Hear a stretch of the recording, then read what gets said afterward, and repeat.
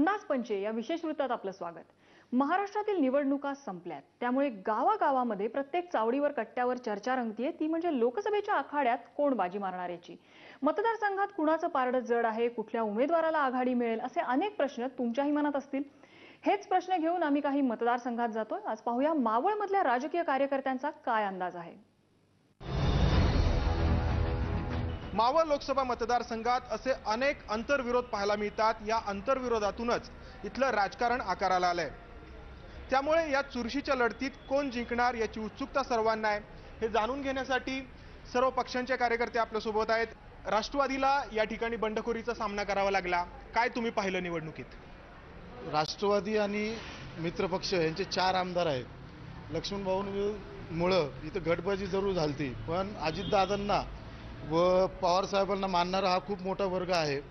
तर पवार साहेबांना बघूनच किंवा इथल्या लोकांनी पक्षाला, राष्ट्रवादी पक्षाला जरूर मतदान केलं असेल आणि राष्ट्रवादी पक्षाला भरघोस मत पडतील व आमचा उमेदवार निवडून येईल. राष्ट्रवादीच्या सत्तेला या ठिकाणी आव्हान दिलं गेलं लक्ष्मण जगतापांच्या उमेदवारीच्या रूपाने. लक्ष्मण जगताप अपक्ष आहेत. राष्ट्रवादीच्या काही नगरसेवकांनी त्यांचं मोठ्या प्रमाणात कामी केलं, मात्र अपक्ष असल्यामुळे कितपत ते मतदान घेतील, किती लोकांचा त्यांना पाठिंबा राहील? प्रथमतः विषय असा की लक्ष्मण जगताप ही निवडणूक हे शेतकरी कामगार पक्षाचे अधिकृत उमेदवार म्हणून लढले होते, ते अपक्ष म्हणून लढले नव्हते. आणि या मतदारसंघाची जी काय आपण जडणघडण जर पाहिली तर पिंपरी चिंचवड हा जो परिसर आहे, या परिसरामध्ये मोठ्या प्रमाणात राष्ट्रवादीची बहुमत आहे, हे मंत्र नाकारता येत नाही. त्याचबरोबर घाटाखाली शेतकरी कामगार पक्ष आणि शिवसेनेची यापूर्वी युती होती. लक्ष्मण जगताप हे शेतकरी कामगार पक्षाचे उमेदवार झाल्यामुळं तिथे शिवसेनेच्या मतांची विभागणी होते, कारण ते शेकापची मतं वेगळी होतात.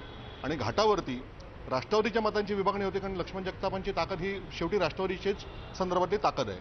त्यामुळे या दोन्ही ताकदींच्या मध्ये जे काय अंतर झालं आहे, एक तर तो महत्त्वाचा विषय आहे. दुसरी गोष्ट, या निवडणुकीमध्ये पिंपरी चिंचवड आणि घाटाखालचा परिसर मिळून सुमारे 4,60,000 नवीन मतदारांनी मतदान केलं, म्हणजे ज्यांनी मागच्या लोकसभेला मतदान केलेलं नव्हतं. हे प्रमाण सगळं विचारात घेता, शेतकरी कामगार पक्षाची खालची जी काय ताकद आहे ती विचारात घेता आणि चिंचवड मतदारसंघ आणि पिंपरी मतदारसंघांमध्ये लक्ष्मण जगतापांची ताकद विचारात घेता निश्चितपणे या ठिकाणी विजय हा जगतापांचा होतो.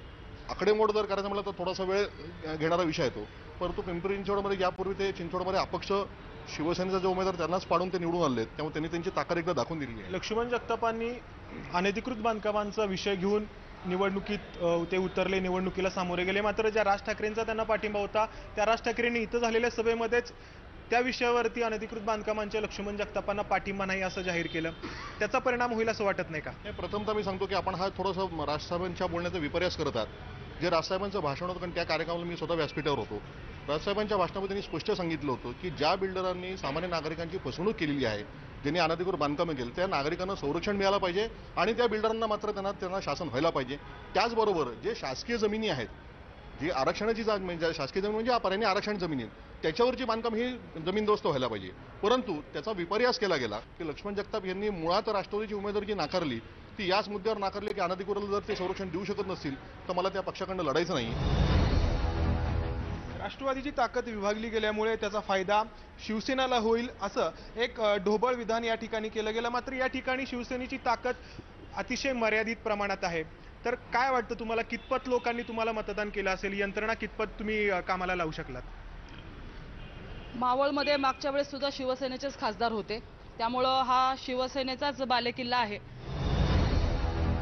या पिंपरी चिंचवड शहरामध्ये जो मुद्दा आणि ज्या कारणासाठी समोरच्या उमेदवारांनी या ठिकाणी उमेदवारी घेण्याचं नाकारलं, तो मुद्दा अत्यंत महत्त्वाचा आहे. तो त्यांनी नाकारलं, त्यामुळे मतदार फसतील किंवा त्यांना मतदान करतील असं अजिबात नाही. मुळामध्ये त्या विषयावरती जे अनधिकृत बांधकाम आहे त्या विषयावरती हे मतदान निश्चितपणे फिरणार आहे. आणि महत्त्वाचं म्हणजे शरद पवार साहेब यापूर्वी बारामती लोकसभा मतदारसंघामध्ये हे पिंपरी चिंचवड शहर होतं आणि त्यावेळेस सुद्धा शरद पवार उभे असताना सुद्धा पिंपरी चिंचवडकरांनी त्यांना मतदान केलेलं नाहीये. म्हणजे हे जे मतदान आहे ते सत्ताधाऱ्यांच्या विरोधातलं मतदान आहे. त्यामुळे पिंपरी चिंचवड शहरामध्ये कुणी जरी उभं राहिलं तरी ते मतदान हे युतीच्या बाजूनी जाणार आहे. दुसरा विषय राहिला मावळचा, तर मावळ हा भाजपाचा गड आहे आणि त्या ठिकाणी शेतकऱ्यांवरती झालेला गोळीबार असेल, बंद पाईप योजना असेल, त्याच्या संदर्भामध्ये त्या लोकांमध्ये प्रचंड प्रमाणात संताप होता आणि त्या ठिकाणी जे मतदान होणार आहे त्याच्यामध्ये मावळमध्ये तर आम्हाला प्रचंड लीड मिळणार आहे. त्यामुळं विजय हा निश्चितपणे आमचाच आहे, आम्हाला 100% खात्री आहे. शिवसेनेचे श्रीरंग बारणे, राष्ट्रवादीचे राहुल नार्वेकर आणि शेतकरी कामगार पक्षाकडून निवडणूक लढवत असलेले राष्ट्रवादीशी संलग्न असलेले आमदार लक्ष्मण जगताप या 3 तगड्या उमेदवारांच्या इथल्या लढतीमध्ये आम आदमी पक्षाने इथं लक्ष वेधून घेतलं. मारुती भापकर यांच्या रूपाने आपचे कार्यकर्ते आपल्यासोबत आहेत. तर मतदार हा अशी गोष्ट आहे की तो घरातनं विचार करून निघतो की आपल्याला काय करायचंय. तुम्ही पैसे वाटा, तुम्ही तुमचा प्रचार सांगा, तुम्ही किती महान आहे हे सांगा, जनतेशी काही घेणं देणं नाही. पैशाचा वापर झाला असं दिसलंय आम्हाला, आम्ही पाहिले, पण आम्हाला या गोष्टी काही घेणं देणं नाही. आम्हाला बदल करायचा आहे. पैशाचा वापर झाला या ठिकाणी. पैशाचा वापर प्रचंड प्रमाणात झाला. त्याचा पुरावा म्हणजे निवडणूक आयोगाने बऱ्याच प्रमाणामध्ये म्हणजे घाटाखाली एक कोटी रुपये पकडले आणि त्याचे फौजदारी गुन्हा दाखल झालेला आहे. पिंपरी चिंचवड शहरात सुद्धा अनेक ठिकाणी पैसे पकडले गेले. शिवसेनेकडनं उमेदवारी घेतानाच पैसे घेतले असा आरोप शिवसेनेचे खासदार गजानन बाबरांनी केला. त्यामुळे पैशाचा वापर हा मूळ उमेदवारी मिळवतानाच केला गेला. तर माझं असं मत आहे की पराभवाकडे ज्यावेळेस माणूस जात असतो त्यावेळेस वेगवेगळी कारणं तो शोधत असतो आणि मग तो धनशक्ती आणि जनशक्ती हा विषय येतो. परंतु जर आपण जनसमुदाय पाहिलं तर निश्चितपणे शेतकरी कामगार पक्षाच्या उमेदवारांच्या मागे जनता होती आणि जनशक्ती त्यांच्याबरोबर होती. पैशाचा हा प्रत्येक पार्टी एक दुसऱ्याच्यावर आरोप करतच राहिलेली आहे. खरं बघितलं तर ॲक्च्युली तुम्ही जसं म्हणता राष्ट्रवादी पक्षाचं, तुम्ही जसं म्हणता की लक्ष्मण जगतापाचा एक गट होता, मोठा होता, तर खूपसे कार्यकर्ते असे होते की ते द्वेस्त मनस्थितीमध्ये होते. ते ओपन कोणी काम करत नव्हते, पण पक्षाचं काम करणारे, निष्ठावून काम करणारे असून तर पिंपरी चिंचवडमध्ये तिघांना इक्वल असे मतदान होईल, पण मावळामध्ये आणि खालच्या पट्ट्यात राष्ट्रवादी काँग्रेसला भरपूर मतदान होईल. मतदान झालेलं आहे, मात्र तरीही या 3 उमेदवारांचे प्रतिनिधी त्यांचं म्हणणं लावून धरतायत. या म्हणण्यामध्ये आरोपाचा सूर देखील आहे. या 3ही उमेदवारांच्या, 4ही उमेदवारांच्या जे म्हणणं त्यांनी लोकांसमोर मांडलं, जे मुद्दे लोकांसमोर ठेवले, त्यापैकी कोणता मुद्दा लोकांनी स्वीकारला हे 16 मेलाच समजेल. कॅमेरामन अमोल गवाळेसह मंदार गोंजारी, एबीपी माझा, पिंपरी चिंचवड. या विशेष वृत्तात घेऊया एक छोटासा ब्रेक. बघत रहा एबीपी माझा.